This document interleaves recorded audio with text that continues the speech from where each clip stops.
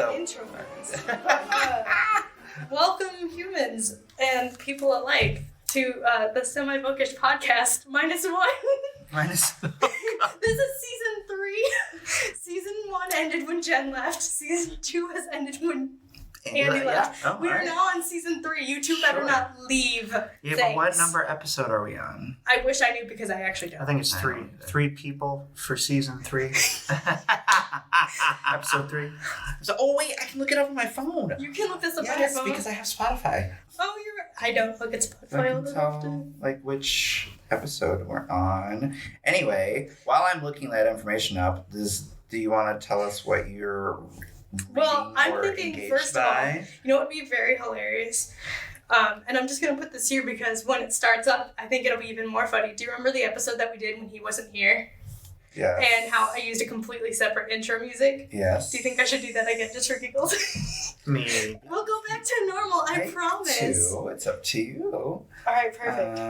And for those who are just now tuning in, this is a Semi-Bookish podcast at the Adrian District Library on 143 East Maumee Street. Woo!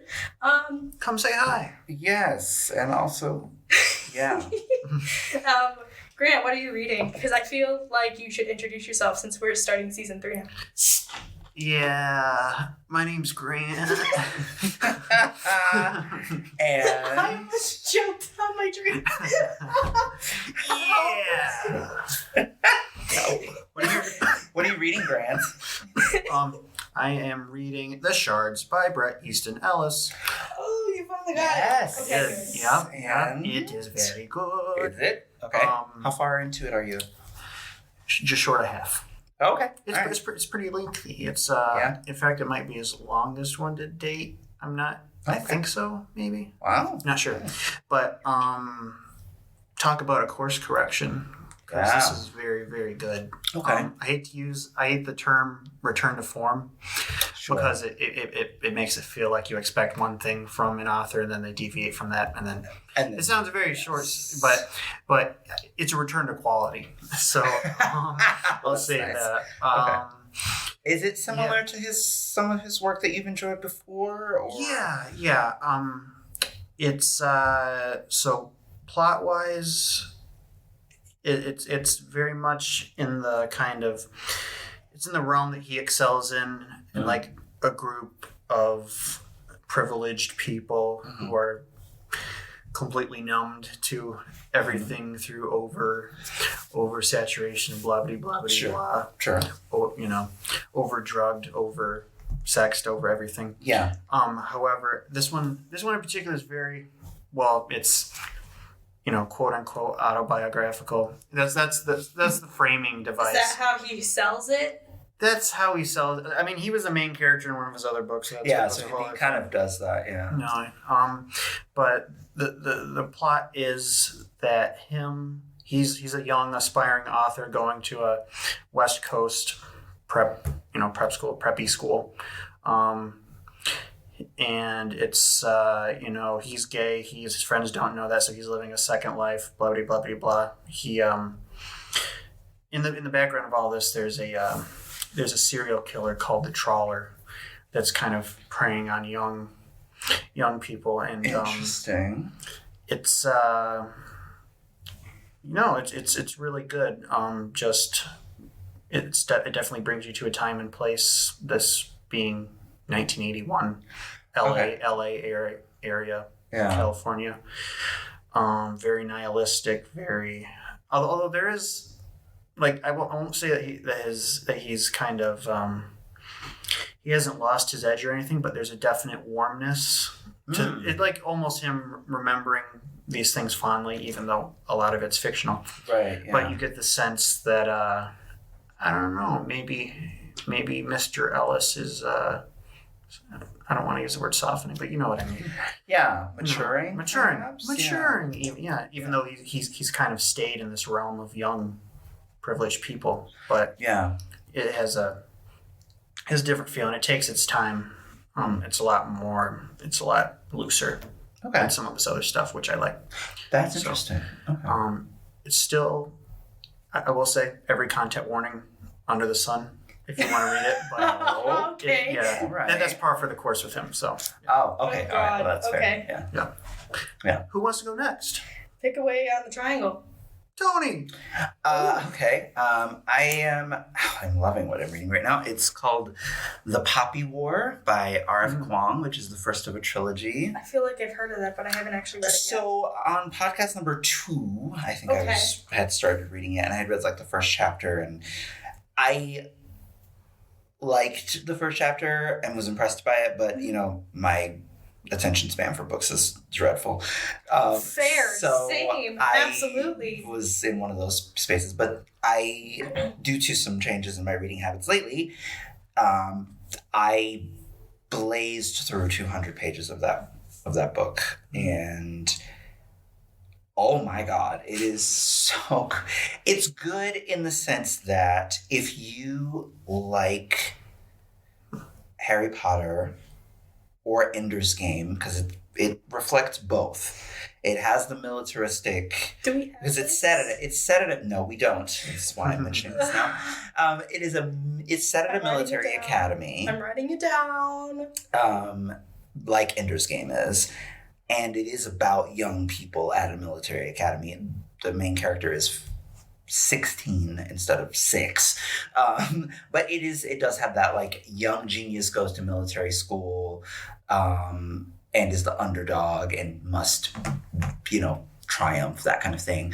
The thing I think that certainly marks it out as unique and was certainly part of the marketing is the fact that it is written by a Chinese American woman. It is about it uses Chinese mythology, history, and culture in the same way that Harry Potter uses British history, mythology, and culture in order to couch itself, to create a whole new world, including everything to names and dates and stuff. I mean, just all that kind of stuff. And it reads easily like Harry Potter does. Like it's very, like it just clips along. The pacing's really good. But I think the thing that really makes it special, and this is going to sound bizarre, but it's a thing that I had to go, oh, that is still strange in today's literary culture. I've never read a hero's journey kind of story, even though it's a little bit more brutal, from the perspective of a young woman of color in her own country. Like, and the level of brutality that the author forces her character through is on par with, the classic tales. She does not go easy on her. And that includes, and this is a spoiler, so I'm going to not say too much. All I'm going to say is menstruation is a plot point. Oh. And that is all I can say. And I can say it's my favorite plot point so far, but it is the one in which if you are a person who has ever menstruated, you probably either will hate it because it hurts or feel really, really weird about it. I don't know if anyone other than the author could go, yes, I love this moment. Like, it's one of those things where it's like, how did she write that? Because she menstruated. What? Like, it's nuts. It's great. It's nuts. I'm interested to see where it goes from here because it's still like school days, and that's just part 1. So parts 2 and 3, I assume, are going to push us forward into the war that they're going to military academy for. Are parts 2 and 3 already released, or is that? Well, so yeah, books 2 and 3 are released, but the first book is split into parts 1, 2, and 3. So the first part of that book is it's all school days, academy. If you ever read anything with kids going to school, it's that vibe, down to the teachers and the bullies and the so on and so forth. But it's really good. I really like it. I just googled the section that you were talking about just to get my own insight, because you were like, anybody who has done that before might feel weird or about her response to it. Yeah, no, it's a lot. But it's reading it. I'm actually really just glad that they included it. Yeah, because, Katniss goes through the Hunger Games 3 times and never has a period. Yeah. Or is never... That we know. But that's... Or is never but sterilized. That's also in any fantasy novel. Yeah, they don't touch that in any fantasy novel, but... Well, that's because most fantasy novels are about boys. Right, but And Katniss is basically a boy with hair. But if any fantasy novel has, female, protagonists, they don't touch it either. So. That's because they're all dudes. Yeah, with boobs. Sorry. Yeah, I know. Yeah, I'm doing that. I'm going there. But anyway, it's a great book. I highly recommend it. I can't wait to see how the rest of the first book turns out, and then, of course, the trilogy. But, Erin, what are you reading? Well, besides the book that we're discussing this episode. Yes. Erin's the only one who read it. So we're gonna shoot questions at her. I don't know about you. I thought it was great. Yeah. Did we read the same book? No, it was great. It was a little bit long. The part where they find the whale, that was really cool. No. Rufus the whale? I'm going to pretend I know what that I wish he was a whale. This would make it look so much better. To be honest, I'll explain later. Yeah. So what are you reading? But now, because I've just finished it, a few hours ago, by the way. Mm-hmm. Because I decided instead of reading the normal book, I read the graphic novel. Which I love.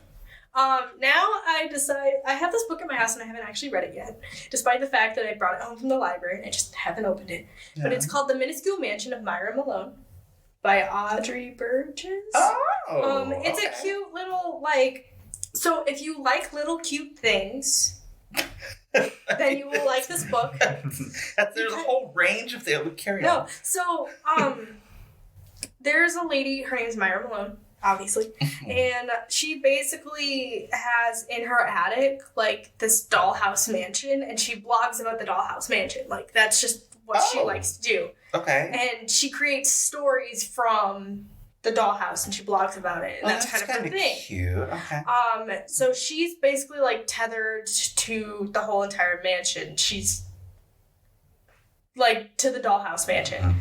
And... basically, it's a magical realism because the mansion, random rooms will appear in it, music will play, stuff will disappear, and this is just kind of, she's obsessed with the mansion. And then meanwhile, there's also a, guy who has a custom furniture business, meanwhile, across the country. And 2 fans of the mansion are trying to basically recreate part of the mansion. Oh, I see. And so it's kind of basically the both of them expanding their boundaries and also reflecting on the past, but they also both come together and there's kind of maybe a little romance in there. I haven't gotten that far yet. Okay. I thought it would sound cute, and it'll cleanse my palate from having to read the book that you made me read that neither of you read in response. That's true. Yeah, whose idea was it in the first place? It was Andy's. Oh, of course. I am blaming Andy. If you're listening to this, how dare you make me read this, by the way. So what is the title of the book that you read that we didn't make time for? So the book that Andy forced me to read. Yes. Was Kindred by Octavia Butler. And yes. I'm not going to say that... And you read the graphic novel version, I read the graphic novel version. Who did the adaptation, just so that we're... Give me a second, because let me pull up on Hoopla for a second. So it was done by... It doesn't tell me. How rude. It just says it was published by Abrams. Oh, you know what? Here, let me look on Goodreads really quick, because it should say... Yeah, it just doesn't say. What? On my copy... Online. This is now an ASMR podcast. Oh, Damien Duffy. Yeah, so here's the thing. Yeah, he is. Okay. Yes. So my experience reading this book might be different from other people who have read the actual novel itself. Yes. And I believe we were going to read it because they came out with a Hulu limited series for it. Yes. The main thing is plus it's Black History Month, so there's that aspect. And I'm not gonna say that Octavia Butler isn't a good writer. I just feel because you don't really know. I don't really know, but to be honest, I feel like having a graphic novel adaptation of this book doesn't probably do it a lot of justice. Why would you assume that? because as I'm reading it, and I'm a very fast, especially with graphic novels, skimming reader, like, I get a lot of what I need to know from the context of the pictures. Right, because you've been reading manga since you were, like, 10. Yes. Yeah, so a lot of what I read, I will just go lightning fast. And if there are, like, 10 text bubbles on one single panel, I'm ignoring that panel fully, and I'm just going to keep moving on, because I do not want to spend... There were that many text bubbles on There was like 7 text bubbles on one panel for a conversation between... And it wasn't a full-page panel? No, it was one of the tiny panels. And I'm like, I can't do that. Like, that sounds like messy graphic novel writing. It is messy graphic novel writing 101. But like, I'm not going to say that, like, the book is probably better than the graphic novel. So if you're going to turn around and you're going to actually read or listen to Kindred by Octavia Butler, skip the graphic novel. Don't do it. Okay. Go for the actual book. Give us a summary. As best as you can, about the book. All right, so a spoiler warning for anybody who's ever not read this, because I'm going to spoil the heck out of this book. Yeah. Congratulations. Yeah, so welcome to book discussions. So the whole entire premise is initially in about 1976, and I gotta remember the main character's name. Her name is Dana. I'm also just Googling it just in case I forget what her name is. So please note that that's how my life works. But Dana, who's the main character, she lives in 1976. And the story is basically about it's science fiction-y, and I don't really get a lot of the science fiction out of this, by the way. I mean, I can understand why, but I'll explain later. Yeah. So Dana, who's 26, so she's around our age, she is thrown back into time, just like all of a sudden, into 1815 Maryland, by the way. And that's the time setting, and I'll explain another part later that kind of irked me, messy graphic novel writing 101. But so she gets thrown back in time, and there is a white boy, and he's drowning, and she's like, oh my god, I have to save him, because this is 1976. And obviously, like, yes, there's still struggles happening, but like, there's a child and they're drowning. I need to save them. Yes. Turns out that the child that she saves is actually her ancestor. No, and Dana is black. Okay. He's white. Yes. Okay. So that needs to be like immediately put out there. Yeah. Now, does this create a Back to the Future-esque time conundrum where... No. Well, yes, but no, I'll explain in a minute. So she saves him and learns when she comes back to the future that... That was so good. When she comes back to the future, that he's her ancestor, and that there is another slave on the plantation that he owns that is also his great ancestor. So in some... That's also her great ancestor, so she's related to both. She's related to both of them. The slaver and the slave. Yes. Yes. Okay. And so she's like kind of having a moment where she's like, oh my god, I'm related to this guy. I didn't know this about my family. But like, there's this great grandmother Hager.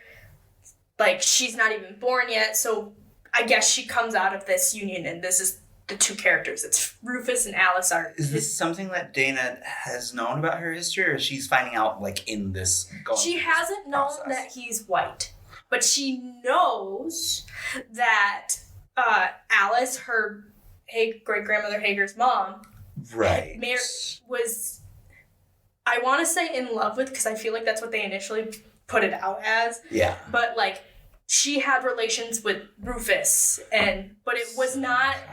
noted until later, until she mentions it, and she's found out about this, that Rufus is actually the slave owner's son. Right. And so she finds out that she only goes back in time when Rufus is in danger of dying.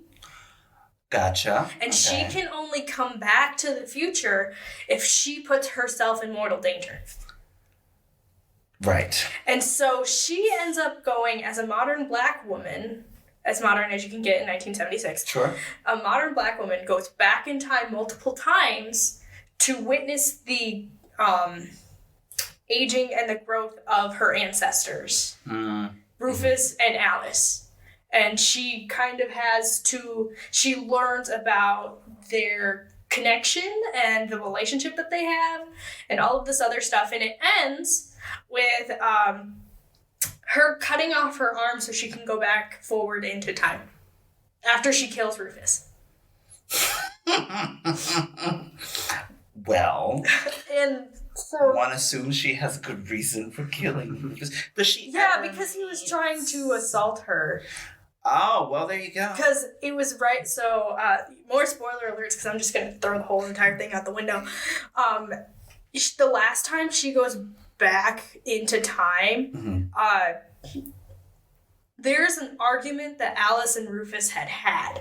And Alice and Rufus, Alice tries to run away again because she's upset. She is mad. She's angry. She's been basically a sex slave this whole entire time to Rufus. Right. And she does not want that. She wants to be free. She wants to go elsewhere. Yeah. But she has both Hager and Joe, which are the two kids that belong to both Rufus and Alice. And so she wants to run away. So she tries to run away and she leaves the kids there. Mm-hmm. He gets her back and then immediately, without telling her, and she only finds out like that day that it happened, sells them. And you can't see me, but I'm using quotation marks here. He sends them to his sister's house in Baltimore for a couple days for her to chill out. But Alice doesn't know this. Thinks and so, that he sold them because what else is she supposed to think? So in response, she hangs herself. Mm-hmm. And so Dana comes back because obviously Rufus is in a whole mental state and he's about to do the exact same thing to himself. Right, so he's in danger, yeah. So he's in danger, so she comes back and saves him. He decides at that moment that Dana, who has been with him his whole entire childhood and throughout his life through these big moments. Of course. And him deciding that basically he owns her at this point. Plot twist, he doesn't. I mean, of course not. So he's like, well, you're going to stay here. You're not going anywhere. And she's like, no, I'm leaving. Like, I'm done with this. We're done with this. All of this is done. Mm-hmm. So he's like, no, you're staying. So he tries to grab her and take her back.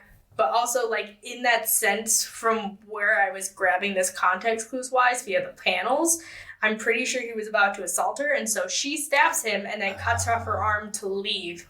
And then the epilogue is them trying to figure out what happened to everyone, but, like, it's speculation at best on what exactly happens afterwards. Oh, wow.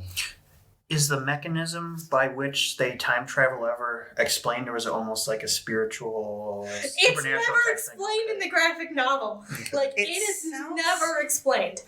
Well, it sounds to me, because I listened to a podcast for a while, and I still like the podcast, but I haven't listened to them in a few months. Mm-hmm. And they were talking, it was a science fiction podcast where they were talking about just, they frequently, because one is an editor and the other is a critic, and so they and academic. So they frequently, because they've read so much, that they frequently will talk about how science fiction has developed and what used to be considered science fiction, all that kind of thing. And one of the things that the academic brings up all the time is he's like, people always say that time travel is a science fictional property, but it never was, because there's no such thing.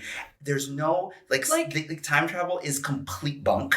Every person who's ever studied science will tell you there's no way to make it work. It doesn't happen. It doesn't make sense. So it's actually a fantasy thing applied to science fiction. And so he brought up Kindred by Octavia Butler, and he was like, yeah, people call it a science fiction novel, but it's not, because it uses time travel, and time travel is not a science fictional property. This is historical literary fiction with magical realism in the form of time travel just being thrown in there. You know what I would even probably call it? Because I think I've seen it called this before. And based on the descriptions of everything that you've given us, I would probably call it a horror novel. Partly because of what she experienced, when it was published, what she experiences, and it's very Stephen King-y. If Stephen King was a black woman, this is exactly the kind of book he would have written. Really much is. It is so she sits there, and there's moments where you're like, okay, everything's gonna be fine. And there are moments where I am literally sitting there, and she explains to Rufus for 2 seconds, and he's like, 10 or 12 at this moment. She literally explains to him, I am not from here. But there is nothing in there, and I don't know if it's because, she just didn't want to, like, screw up the timeline or whatever. Like, obviously, if it's fantasy, you obviously can explore, like, parallel universes at that point, but, like, that's getting way too much in there. But she never explains, like, I am from a time where we are free, and this is okay. It's never explained at all. Dana just goes with it. Right. Instead of, but you know what I honestly see, like, as a horror trope, her being very terrified to want to do that. It's just... Yeah. What sounds interesting about it to me, and this is just going off of the premise, is that there's a thing that happens when you are writing to approve or to an approved audience where you feel like you have to explain something that a character would not ever know. Because the reason she's able to go back is because an ancestor is in mortal danger. It just so happens that ancestor is a white dude. Yeah. And in 1815, as a white dude, the likelihood of him being a slave owner, which is why his descendant is a black woman, is very high. So that already problematizes the relationship. But then her only way of coming back to her own time is to cause herself danger. Her own self-damage and danger. And so it's like that weird balance is not supposed to be, which is why, again, it's not a science fiction novel, because a science fiction novel would do everything in the world to try to explain that. What is the particular reason for this happening? They don't explain it at all in a graphic novel. And a fantasy novel would world build it to death. A horror novel is like, what would that feel like?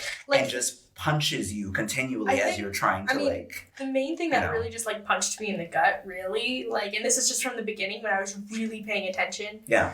And that fits in that horror aspect. Because obviously, for her to go back, she has to cause damage to herself. The first couple times she went back, she didn't particularly understand that as a plot yet. Right. She did not understand that the only way back was to cause herself damage.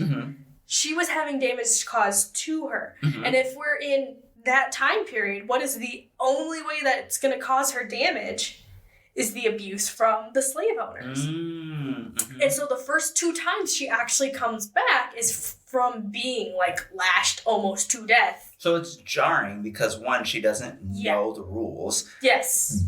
Whatever the rules. Like, if they can. And she's wearing pants the whole time that she's there. That sounds to me like the graphic novelist just... Yeah, no, she never wears any other clothes. I feel like that's lazy drawing at that point. Yeah, I don't know. I mean, the book may have described it that way. I don't know. But she's wearing pants, and I'm like... That sounds really... That's your first problem, is you're wearing pants. But you know what? It also might be an identifying marker for the reader to remember who Dana is the whole time. I mean, she is also wearing a blue shirt, so if they just kept her in blue because everybody else was wearing gray, if they would have kept her in blue and just kept her in a blue dress or a blue skirt or something like that, I'm sure that would work, especially because the color scheme of this book is so red and browns and oranges and grays and blacks and whites. Yeah. That's like the whole color scheme of this whole book. She only goes back in a dress once. Like, in a completely separate outfit. That's interesting. And it was because she was on a 4th of July trip.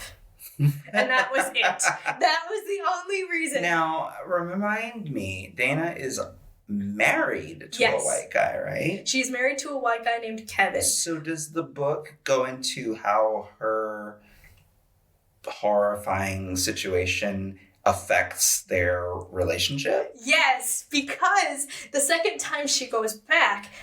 They're both talking. So her husband, Kevin, both of them met at a temporary job agency, and they do go back and explain how they got together. Yeah. They both were in a temporary job agency basically together and doing all these different things.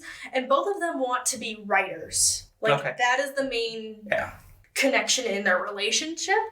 And Kevin's parents actually do not approve of the relationship. And this is something that is touched on. Oh, wow. Okay. Especially because it is like, at one point they're like, you're marrying a colored woman? And I'm like, oh my God, shut up. But they are in the 70s. Her parents actually approve, and they do go visit her parents at one point. So, like, that is a big part of their relationship, because she goes back and she reflects on the fact that Rufus is white, Alice is black, and so at the time when she first gets there, she doesn't realize that this relationship between Rufus and Alice is going to be very toxic. Especially that's just kind of what I'm getting from the graphic novel. Yeah. She doesn't understand that it's a very toxic relationship, first of all. But well, yeah, I mean, he owns her, literally, yes, legally, but and like, everything else. Like, my brain at first was going, oh, it's one of those forbidden love stories. It's not a forbidden love story, guys.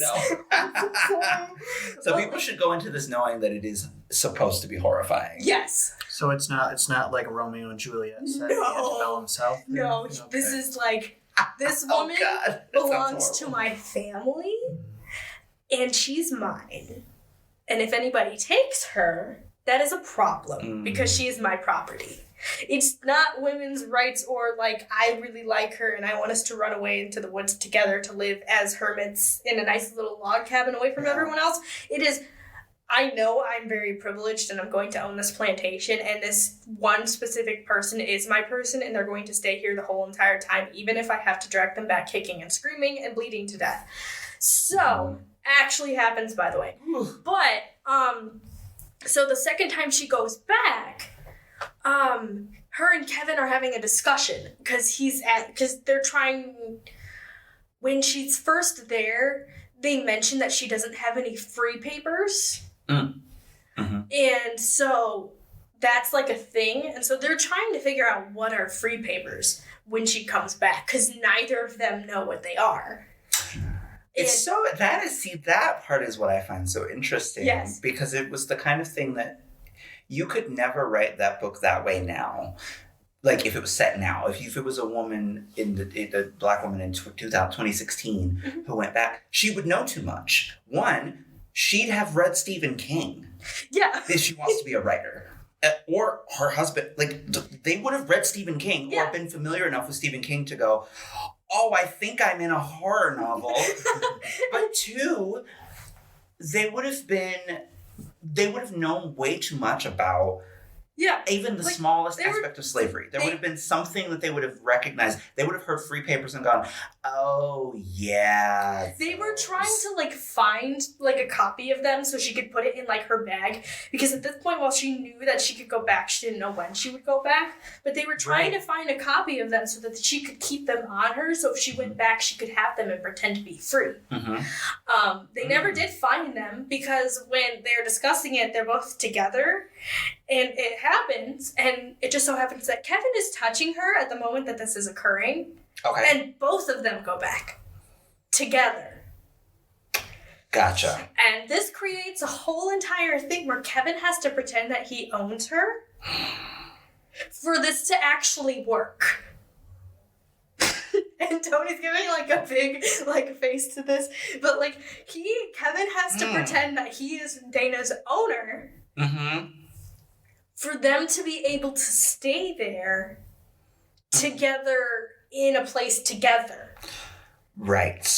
And it gets to the point where what happens is Dana is working and she gets lashed and sent back. Kevin is not there. Because he's not touching her.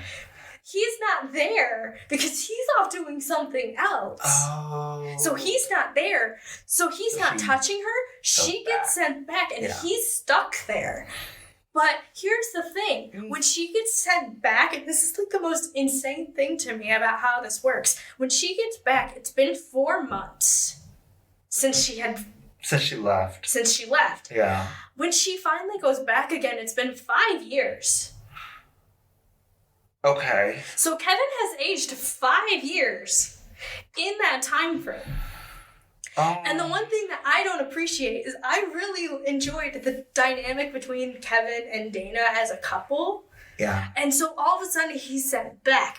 And so she has to write letters via Rufus to be able to get Kevin to come back to her because he's out traveling because he's trying to figure out a way to come back. Oh, God. And here's the thing. Rufus, and in the attempt to keep Dana there, does not send the letters. No, of course not. Why would he? Until Alice finds the letters because she's pregnant at the time and Dana is teaching his kid how to read and write. Mm-hmm. So he's trying to basically keep her as a teacher at this point. Alice finds them, shows them to Dana, and Dana goes, oh my God. His dad, who's like the most horrible, his parents are horrible. I hate both of them anyways. But like he finds out and sends the Kevin's letters. Parents, Kevin's right? Yeah. No, Rufus's parents. Well, yes, they're slave owners. Yeah, but he's the one who tells Rufus, no, you have to send these letters. Because while he still believes in the format of, and I can't believe that this is written out this way, but even though he believes in the format of them being property, he still believes in the equal exchange between white people and black people. So he's like, Wait, I'm confused. Yes. So Rufus's dad. Yes. Says you have to send the letters to Kevin because you agreed that you would, and you had her do these tests for you. Oh, okay. So basically, Rufus's dad believes, basically, despite the fact that, yes, they're my property, that if you have them do a task with the promise of doing them another favor for them in exchange, you need to follow up and do that task. It's like a code of honor kind of thing. And so eventually he does send the letters and Kevin does come back. Mm-hmm. But like the biggest thing is like, because it's been 5 years and when they finally go back, there's like a dynamic shift for a hot minute because he has to put himself back into the main world. Into modern society. Yes. And so it brings a little bit of that toxicity back in, and I hate that because I'm like, why would you do this to these characters? I just want him to be there and be nice to them, and no, you have to destroy everything. So here's a question. I told you I would ping you with questions. That's fine. Do you think you would have reacted differently had you known that it was going to be a horror show, like that this was going to be a horror novel? Would you have gone in with different expectations then and received all of these horrors as less of a WTF kind of thing? Yes. If I had gone into this novel, because please note for everybody listening at home, I went into this whole entire thing completely blind. I had never heard of Kindred. I had never known that it existed. And no one told you that Octavia Butler's mean. No. So I went into this whole thing completely blind. I hate you, Andy. Just kidding. Don't read Parable of the Sower anytime soon. I might read it just for giggles. Is it also just as bad? Like horror-wise? So in Parable of the Sower, Parable of the Sower is like part one of a duology that she kind of wanted to make. It's also graphic novel format, by the way, so I might just read it just to see if there's a difference in between, because I believe it's done by the same person. It is. Oh, okay. But Parable of the Talents is the one where she creates, I kid you not, scream if you've heard this before, a demagogue who was also a popular television star becomes the president of the United States. His campaign slogan is "Make America Great Again." I hate this. Now, Parable of the Talents was published in 1995. Okay. So there you go. That's Octavia Butler. I feel like if I had gone into this like knowing like this would be as jarring as it is, I would have had a different reaction. Not like in a bad way, but I might have been like... Do you think you would have liked it more? Yes. Because this was originally just touted... All I knew from this is Tony went, there's slavery in my time travel novel. Like, that's it. Yes, so you just knew those are the only two things you knew. You didn't all really I know knew was that there was time travel, and that's it. That's all I knew. Okay, right. And so I just kind of went into this going, okay... There's time travel. How does this fit in? And then I read it, and then I went, oh, she's stuck there. And then she kept going back and forth. And after, like, the 2 times of her going back and forth, I was tired. I wanted to take a hibernation nap. Yeah. I don't want to deal with this, like, time travel back and forth. You should have just kept her there for a hot bit and had her go through the thing. Which is so interesting that she didn't, because it's... I would have rather had her go through the whole thing. It feels to me as though, like, like she's playing with the idea of ancestral lineage and how and how easy it is to forget it. Mm-hmm. But if you have mortal pain on both ends being the reason why you're jumping back and forth, mm-hmm. you have no choice but to reconcile, or at least dwell on, even if you're not reconciling it. Because it doesn't sound like they're reconciled. They're just horrified the whole time. No, I'm just horrified the whole time. You have to now...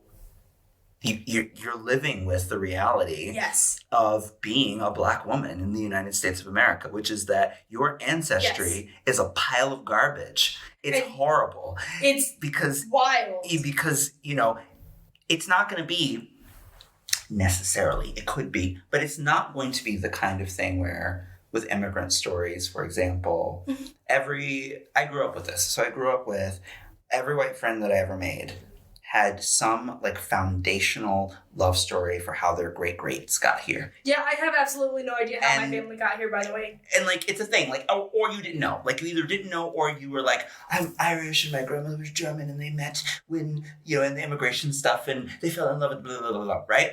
If you're an African-American and you don't know your history, you can generally trace it too. When you begin to study your history, you realize that it is an absolute nightmare horror show. Mm-hmm.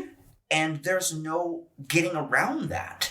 Because even if you have, for example, so I did an outreach this week at Lincoln Elementary because they're doing a Black History Month community read thing. It's really cool. So I signed up to go, and I read a book about Sojourner Truth with them.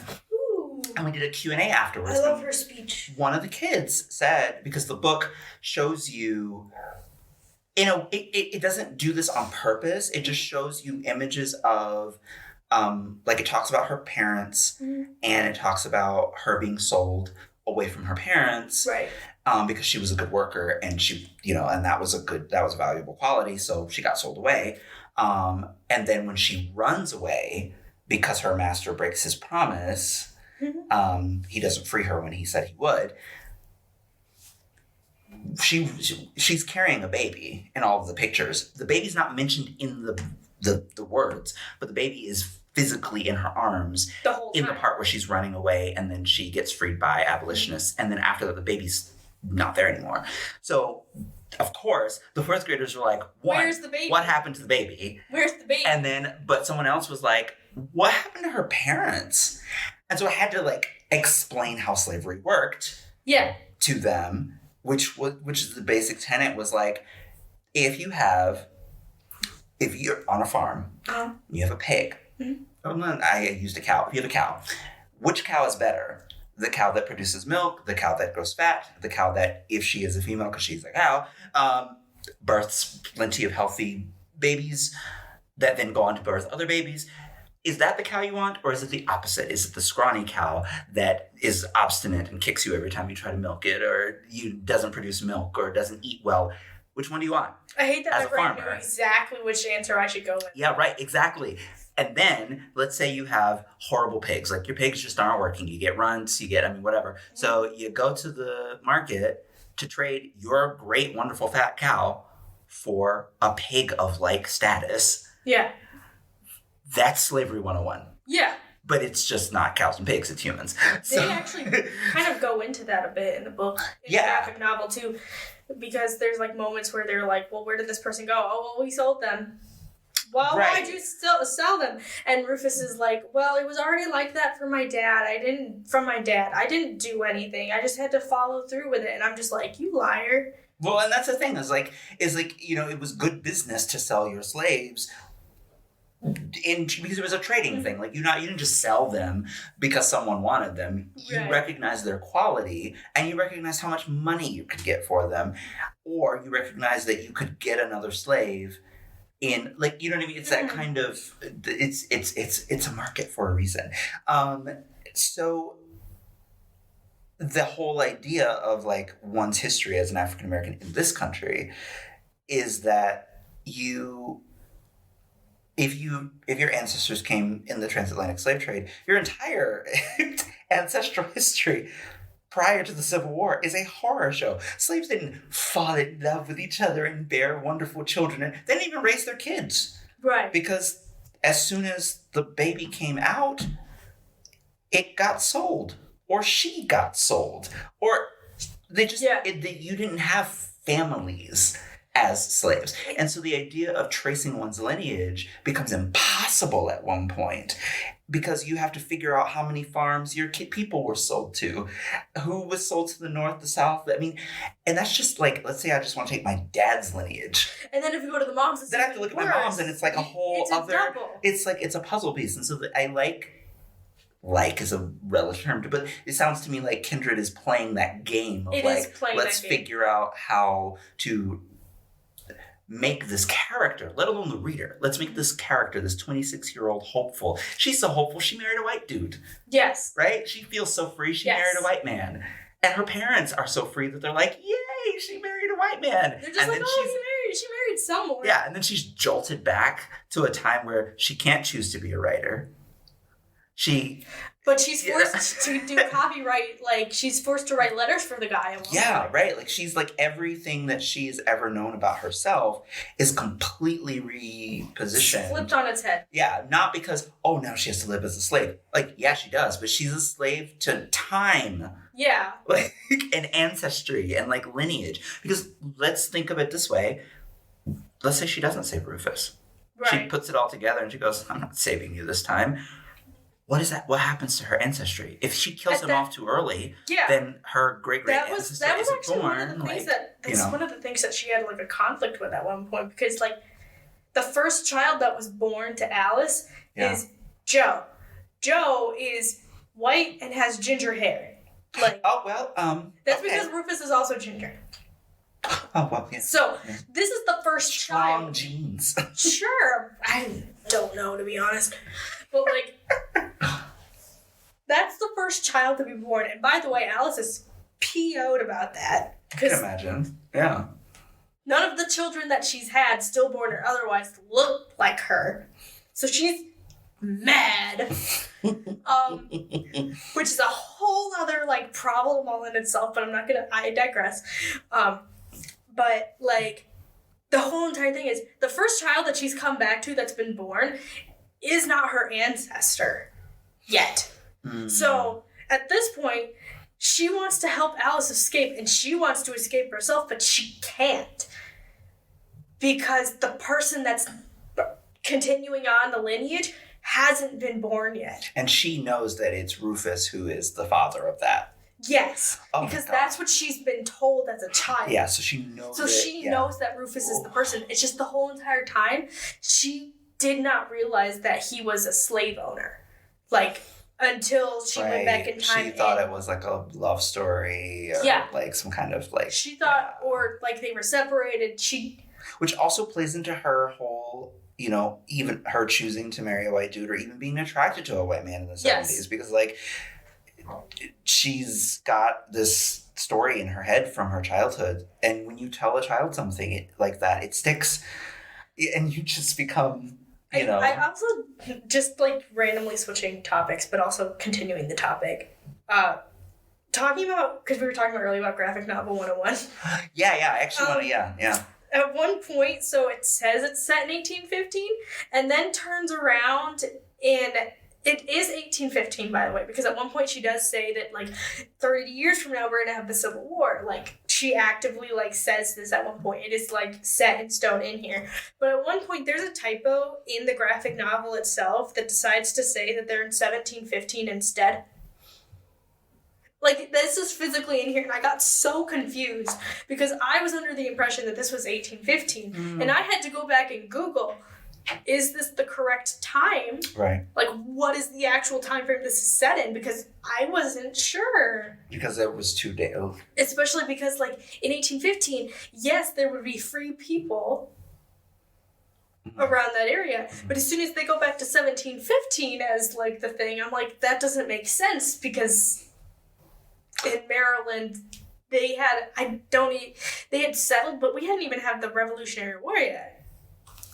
No, that's true. What did you think of the art style? Because I briefly looked through it, and So I wasn't completely sold. So for your viewpoint, there's the art style right there. I like the art style, but I don't like the way that the panels are set up sometimes, because I just don't like the way that they do like side perspectives. Like it's 3/4 perspectives. I don't like the way that the faces are drawn, and that's just a personal preference to me. Yeah. Did you just kiss a man? Yeah. I mean, I'm obviously that's fine for me. That's Dana. That's Dana? That's Dana. That's Kevin. Dana has very short natural hair. That's fine. No, that's fine. She is like so like. Okay, all right. That's cute. Also I'm not really vibing with the color palette, and I realize the reason that the color palette is there like that is because it's supposed to be a very solemn, like horrifying type of book. It all so color theory wise, I can take that. Yeah. However, staring at the same exact like 3 colors for like 10 panels really just grates on you after a while and gives you a really big headache, because it's all these same colors the whole entire time. Do you think it would have been better if it was just black and white? Yes, okay. Absolutely. Yeah.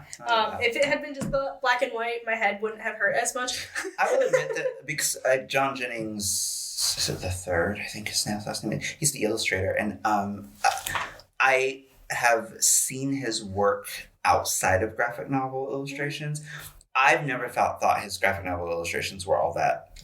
They're okay. They're not like the best. Yeah, I was just kind of like, okay. But his art outside of that, he's been doing art for decades, as particularly his Afrofuturism art is stunning. I mean, he's really good. I don't know why I don't know if graphic novel art is just not something that fits what he does very well, because maybe the constraints are too... Well, there's that, but there's also the fact that I wish there were more pops of color in there, and it was all just like the same exact, like very bleak and toneless color palette the whole entire time. Mm-hmm. But I mean, as somebody who likes reading and understands storytelling and color and art, I do understand like the point of how it works.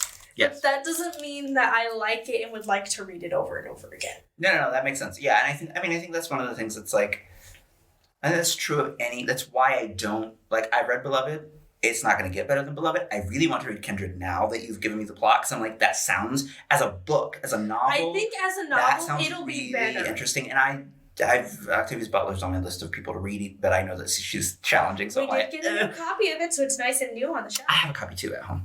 That's the other thing. I think they're re-releasing Kindred as a hardcover, like special edition next year, which makes me happy because it's the first cover of Kindred that I've ever seen that I liked. All the other covers are horrible, including the one that we have. I don't know why people can't get this right, but I think it is going to tie into this last point that I'm going to make about slavery narratives before I get going. Go ahead. Slavery narratives in the United States of America in fiction, to me, regardless of the actual content of the book, are treated with kid gloves far too often by publishing. So that instead of just saying straight up, Kindred is a horror novel. They have to say, it is a historical, significant novel of slavery. And it's like, no. You don't understand. No, you're doing the reader a deep disservice when you don't tell them this book is not supposed to be happy. No. It's not supposed to give you good feelings. It is not. It is the ending of this dreadful. Is bleak because you do not know what happened to the people afterwards, after she stabs Rufus. Right. Like, you have an idea of the mansion burned down. And you have an idea of, these people got sold, but you have no idea what happened to them. You have no idea of their lineage. They even go back towards, one of the plantations areas where they think they might have been. Mm-hmm. Nobody knows anything. And so you are stuck as a reader after having gone through this whole entire horrifying experience. And I'm saying this as a white woman, going through this whole entire experience of being not only horrified for Dana, but also for the other people that are there who have to deal with these horrors. And you've grown attached to these extra characters. You have no idea what happened to them. Which, of course, is exactly the truth of the history. Yes, but it is, but as a story, right? It's in a story, yes. I was left unsatisfied because I don't know what happened. And I think that's the thing that we have to contend with when we're talking about slavery within fictional narratives. We have to remember and do much more work and diligence as readers, but also as I think it's not behooves writers and people who create narratives to remember that 99.9% of Americans don't know anything about slavery. No. At all. Like, I had to explain to my mom and my brother that when Black people say we built the country, it's the truth. And they're like, no. The masters would have helped. They would have worked alongside them. And I'm like, that's not slavery. That's not. Why would you work along? You're not co-workers. No. I'm not going to work if I have you to work. Masters didn't even bathe themselves. They didn't even brush their own teeth. They had people bathe them slaves for that. So, like, what? I digress. Grant. I'd like to know what the question is that we have. Switch over to the question. All right. Let's leave on a happier note here. Would you rather Mm-hmm. reread a familiar comfort book or read something you've never read before? Well, Aaron. I know my answer, but... Can I reread Howl's Moving Castle because that's my comfort read? I feel like that applies my palate. Yes, I love Howl's Moving Castle. You should reread it. Thank you. Because I love that book. I will go grab the book and I'm going to go do that. I would choose read something I never read before, just because I always try to seek out newer stuff. But not necessarily new to me. Yeah, no, that's true. This is a tricky one for me. It depends on, because I'm a big rereader and a big rewatcher and a big reviewer. It's part of dissecting narrative for me. It's easier to do it when you're familiar with what happens next. But I am also... I love finding something new. I love that feeling of like discovering something that even if everyone else has discovered it, I'm discovering it on my own terms. I love finding something new that's really good or that I feel is really good that I can talk about on my own terms kind of thing. So I don't have a rather. Yeah. And I like to go back and like dissect stuff as well, but if I had to choose between. Yeah. I mean, to be honest, I do like reading new things and I wouldn't mind doing that. But after having to read something brand new, I'd like to go back and cleanse my palate. Yay, we did it. Oh, God. And then there were 3. That's where you have to end it.